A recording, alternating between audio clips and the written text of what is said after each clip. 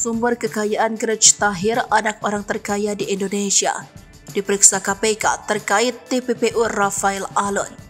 Inilah deretan bisnis dari sumber kekayaan dari Grej Tahir, anak pengusaha besar Indonesia yang diperiksa KPK Kamis 11 Mei 2023. Diketahui juga ia merupakan anak dari Dato Sri Tahir dan Rosi Riyadi. Kini, ia diperiksa KPK terkait kasus dugaan tindak pidana pencucian uang yang menjerat mantan pejabat pajak Rafael Alun Trisambodo. Sumber kekayaannya pun mencuri perhatian publik usai dirinya terseret kasus mantan pejabat pajak Rafael Alun Trisambodo. Ia merupakan putri kedua dari pasangan konglomerat Dato Sri Tahir dan Rosi Riyadi.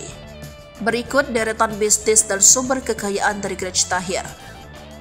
Mayapada Hospital.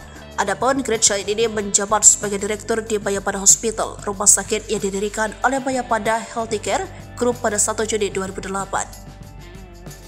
Selain itu, Grej juga menempatkan posisi strategis di perusahaan keluarga lainnya seperti Komisaris Utama Maha Properti Indonesia, sekaligus Direktur Philips Indonesia.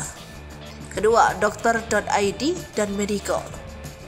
Wanita berusia 45 tahun itu juga menemukan dan membangun dua perusahaan rintisan. Kedua perusahaan tersebut sama-sama bergerak di bidang kesehatan yang mengandalkan teknologi termutakhir seperti cloud system. Selanjutnya yaitu aplikasi. Pada usia 37 tahun, Grej memutuskan untuk memulai bisnis sendiri dengan mendirikan perusahaan sendiri. Dia meluncurkan aplikasi BlackBerry bernama BBCam sekitar tahun 2011 dengan dukungan dari suaminya. Ia diketahui telah menikah dengan seorang pengusaha yang bernama Ronald Kumalaputra. Suaminya itu diketahui merupakan pendiri BBX Group. Meski ia merupakan anak dari orang terkaya Indonesia, Grej tak mau disebut sebagai Crazy Rich, sebutan yang disematkan warganet untuk mereka yang memiliki kekayaan berlimpah. YouTube. Di sisi lain, Grej juga memiliki kanal YouTube dengan jumlah subscriber mencapai 148.000.